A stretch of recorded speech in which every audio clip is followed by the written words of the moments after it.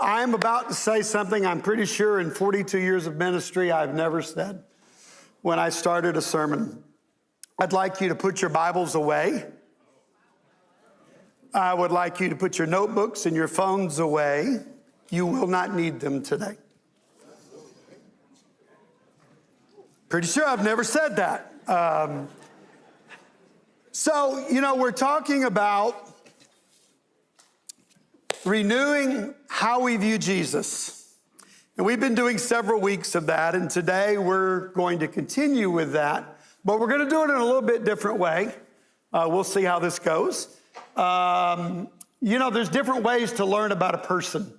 A lot of times you could read a book, you can read the Bible, you can, talk to that person themselves, or you can talk to the people who are closest to them.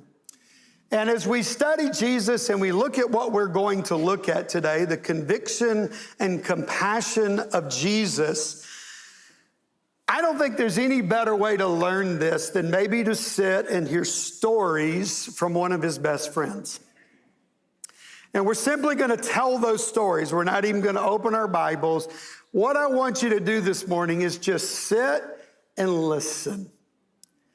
Think of it this way. If I could possibly, have some time with one of the apostles, I would probably pick Peter. One, because I'm prone, as Peter is, to voicing probably what he should not have said at times. And just love how he was right in the thick of things all the time. And what we're going to do today is we're going to listen to Peter. We're going to listen to Peter tell us who Jesus is.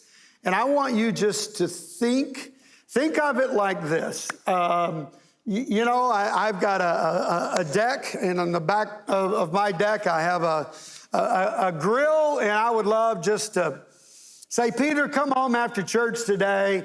I'm going to grill some burgers, and I just want you to tell me about Jesus. Wouldn't you love to have that conversation? Well, good, let's do it. So, Rick, thank you for the invitation. I'll have mine medium rare.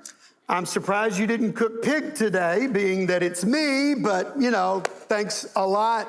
Man, who is Jesus? I'd love to start at the beginning, but I don't want to tell that story.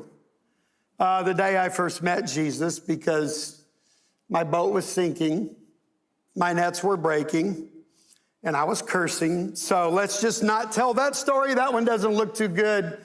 Who is Jesus? What would I say about Jesus? I would say Jesus is the most loving, compassionate man you've ever met in your life. There's just hands down.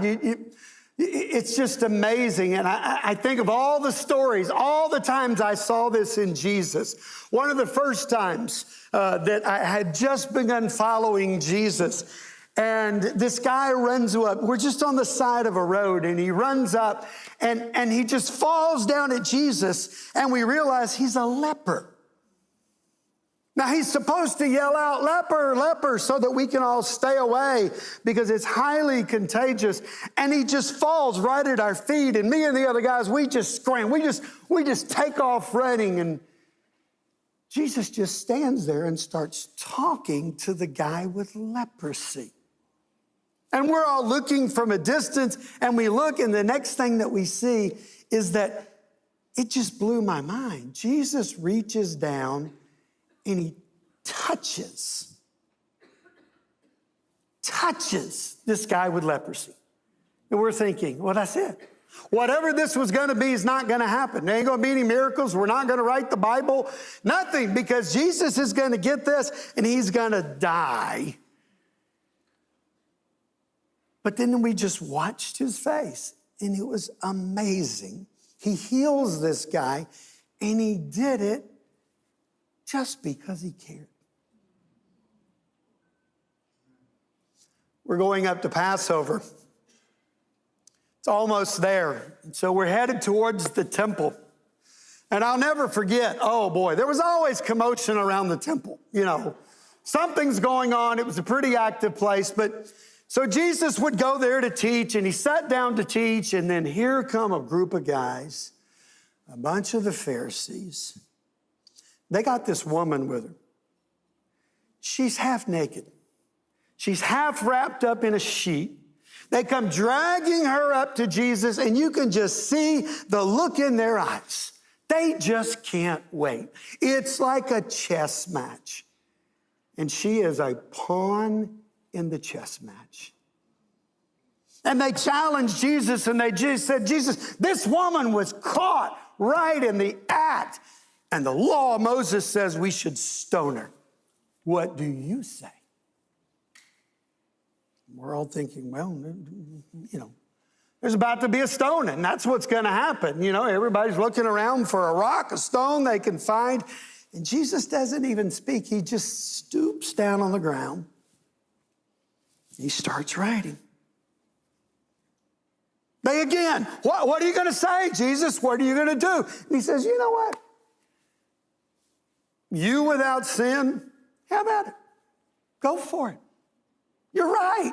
Pick up that stone and stone her. You without sin. You go first. Nobody said anything. We were amazed. And in fact, the guys with their stones, particularly the old guys first, probably a lot of memories coming through their mind about their sin. They drop their stones, and finally the young ones do. And everybody leaves, and it's just Jesus with this woman at her feet. And he just says, go and leave your life of sin. Stop doing this. And off she goes. And I thought to myself, wow, I like this guy. Man, he handles things.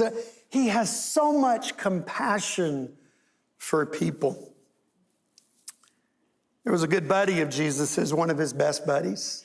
Loved the family. And we'd gotten word that he was dying. And in fact, Jesus came and told us, he said, he has fallen asleep. And we said, well, Jesus, if he sleeps, let's go and help him. But we realized later, Jesus, he had something else totally different in mind, that he was already dead. And Jesus basically said that, and he says, but I'm going there to wake him up. And so we make the trip down, and of course we see Mary and Martha, and one of them has run ahead and met us on the road, and we go back to the house, and there's Mary, and you can imagine the scene. Oh, it's brutal. There's crying, there's mourning, they're hurting, they're wondering why Jesus didn't come. They had hoped that Jesus would come because they knew Jesus could heal him, but he just didn't come. And so they took Jesus towards the tomb, and that's where all these people were. And when we got there, we saw all these people crying, and Mary and Martha, two of Jesus's best friends, were crying. And he knew what he was going to do.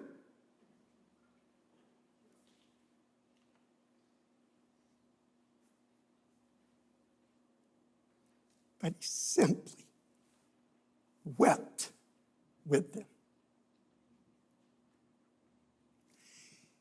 He saw how much they hurt. Knowing he was going to raise Lazarus from the dead, his heart was so moved. It was so compassionate. And he wept with them. Most compassionate, loving man you've ever met. You know what? He did it with me too, though. I'll never forget that night by the fire. Jesus has been arrested. I got scared. I was running away like everybody else, but I was sitting by the fire at a distance. And I had told Jesus that night, I said, man, I don't care what happens. I will never let them take you. I'll die with you. And I flat chickened out. And Jesus looked at me across that fire.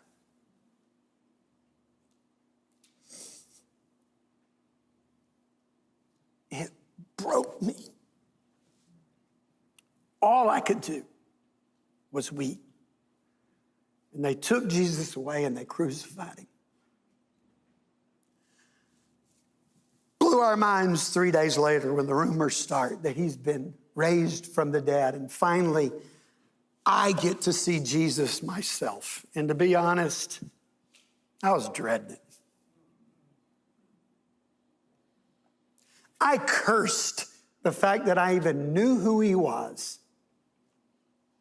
And I was pretty much ready to be de-apostolized at that point. I've lost it. There's no position for me. I will be no one in the kingdom because look at what I did. And I saw Jesus and he looked at me and just said, no speech, no rebuke, just 3 times. Peter, do you love me? Then feed my sheep. Wow. Who was Jesus? The most loving, compassionate man you'll ever meet.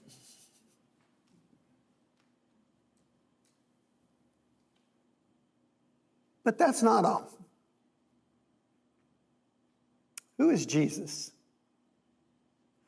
Rick, he's the most strict, demanding, uncompromising person you ever met.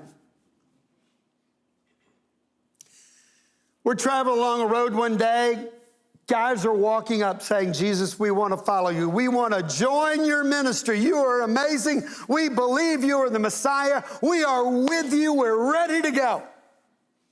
And one by one, he just tells these guys, get out of my face. You want nothing to do with me. You over here, you're worried about what hotel we're staying in every night. I don't even have a place to lay my head. Go. You cannot follow me.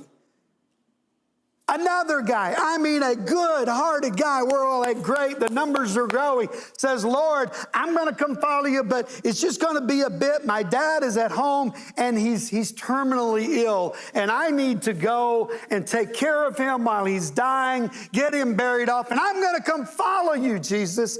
And we could not believe what Jesus, it seemed so insensitive to us. You let the dead bury the dead. You go and proclaim the kingdom of God. I could not believe what he told this man.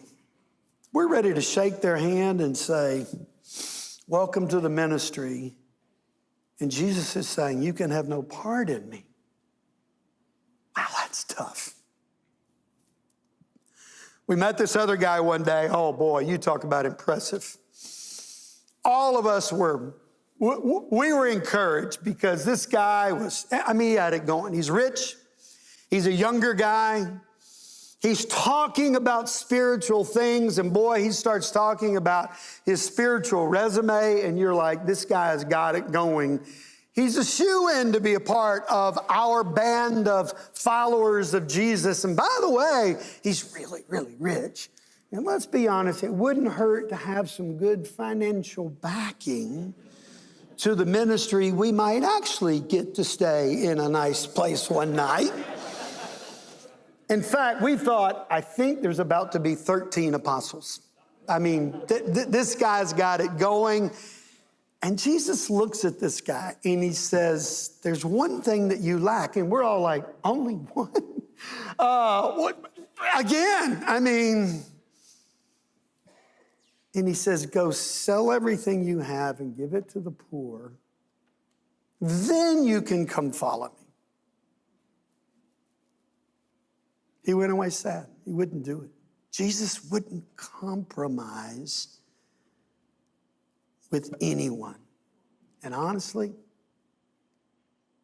here's what I thought. If that guy can't make it, I can't either. Jesus was incredibly uncompromising. Oh, the time that stands out the most has got to be, though, well, we saw him do it twice. The first time had the most shock value because we just could not believe what Jesus was doing. We're walking up to the temple one day, and as we get there, the regular old stuff's going on around the temple. People are, buying their doves and their sacrifices and selling the cattle and the sheep and the this and the that. And the money changers are out there, job and doing what they do. And, we've all seen it 100 times and we thought, well, what's the big deal? People selling stuff. And, we saw that Jesus was a little upset and we thought, well, he'll probably just go in and say, excuse me, everyone, but this is my dad's place and you all have to leave, okay? You can't do that around here, but that's not what he did. He gets this wild look in his eye, like one we hadn't seen before. And he takes out these cords and he starts making a whip. And we're all sitting there going, what in the world is he going to do with a whip? And then he gets up and he starts. And he goes all through that temple court, all through that yard, tearing the place apart.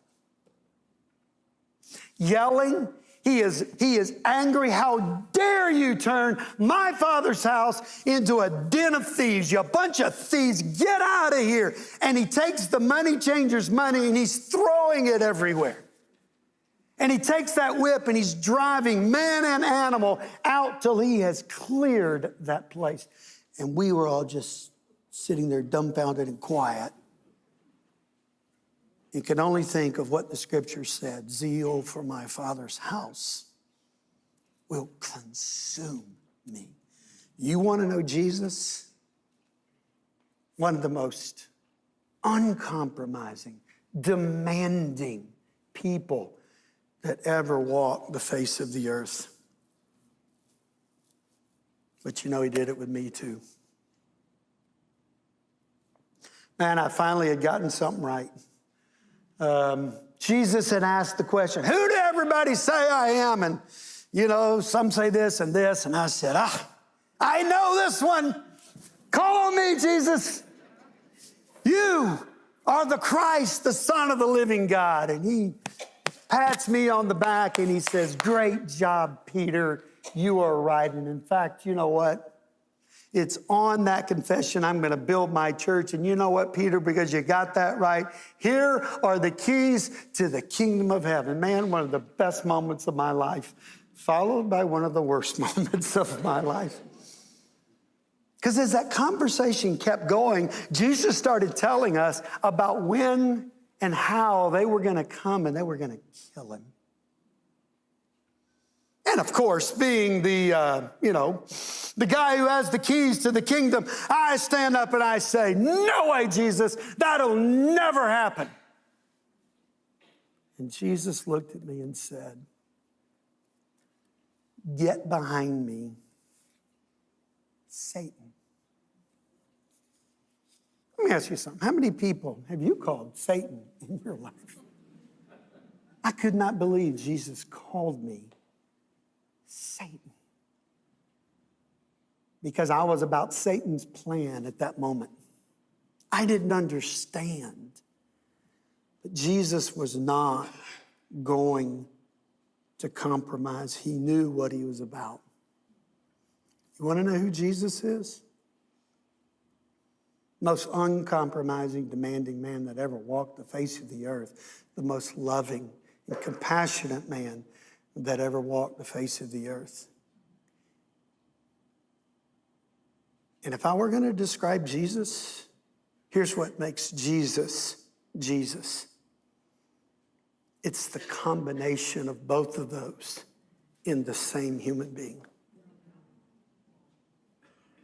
He was perfectly both of those things. Want to see it? Let me tell you another story. Oh boy. This is one we couldn't forget. Jesus is teaching. All hordes of people are there, and the Pharisees are gathered there, and Jesus has had enough. And he starts in this sermon, and it just gets, well, let me just say it just gets worse and worse and worse. He decides that he's going to make an illustration of the Pharisees. And he says to these Pharisees some things that we just could not believe. In fact, we said, Jesus, you're going to get yourself killed. And guess what? And I mean, he starts down his list. He says, you guys, you travel around the world to make a convert. And when you do, you make him twice the son of hell that you are. You are full of everything ugly, despicable, greed. Everything that is evil is what's on the inside. Oh, you look good on the outside. You clean the outside, polish it up. You love your flowing gowns and your little tassels. And man, you dress to the nines. You play church like nobody's business. But on the inside of you, you are vile. You are filthy. You are a son of hell. You're nothing but a bunch of hypocrites. You love your titles. You're a bunch of snakes. Okay. There's the uncompromising Jesus. But here's the crazy part of this. He finishes talking to the crowd, and you know what the conclusion of his sermon was? Here's what he said to that group of people. Oh, Jerusalem, Jerusalem, you who killed the prophets and stoned those sent to you. How I long to gather you together like a hen gathers her chicks, but you were not willing. Jesus, these are the people that are about to crucify you. You're right. Show them that you are uncompromising and unyielding. But, oh, Jerusalem, Jerusalem.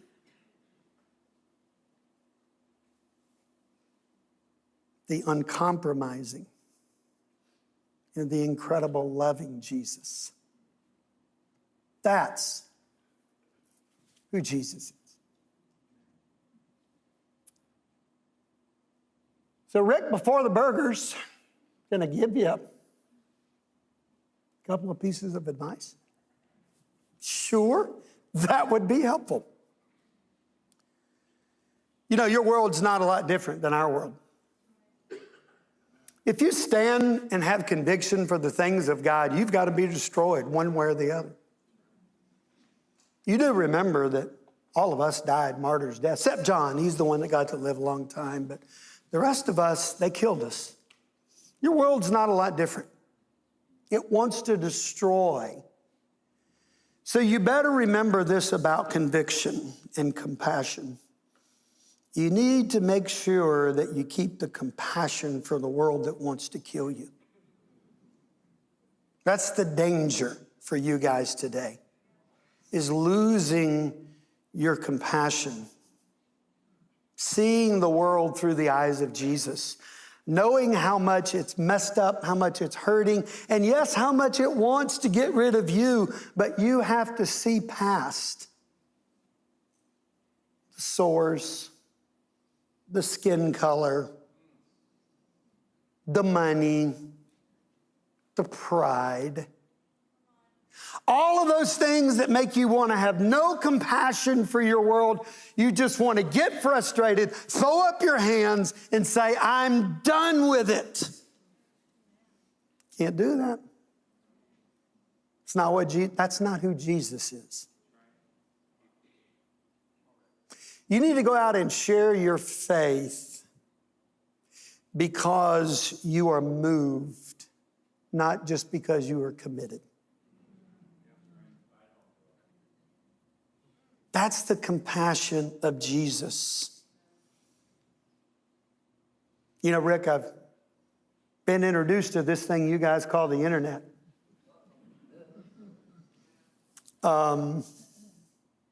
Sounds like a place people just go argue over every kind of thing in the world, mostly opinions. Don't do that. Disciples that argue with disciples. Where's your compassion? Where's your love? In fact, my Bible says, and my Jesus taught, love your enemies. That's what he did right before he died. Check your compassion. After all, what did Jesus say? When you did it to the least of these, that's me you're arguing with on the internet. That's me you're making a critical remark about. Hey, stand for truth. I understand that. Which brings me to my second piece of advice. If you fail to have compassion, you're going to have misplaced convictions.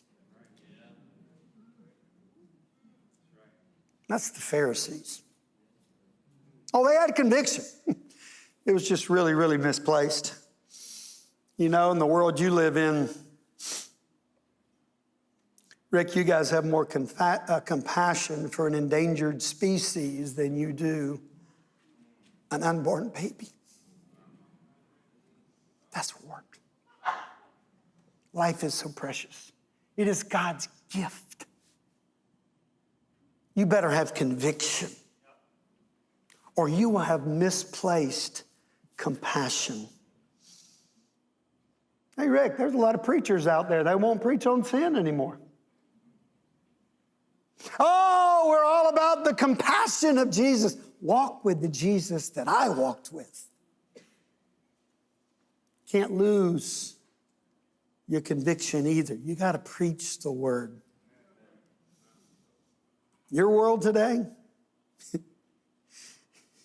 Rick, your world today, you guys have the sexual ethic of Corinth. You amaze me. Where's your church? Where's your conviction? Are you willing to speak out against a world that has no moral compass? Or do we just applaud and step in and go, well, I guess that's okay, long as two people love each other? Boy, Rick, you got some work to do in the world you live in. So you better keep your compassion, or your convictions are going to get all messed up. Why was Jesus my hero? Because he was the perfect combination of those two things. That's who Jesus was to me.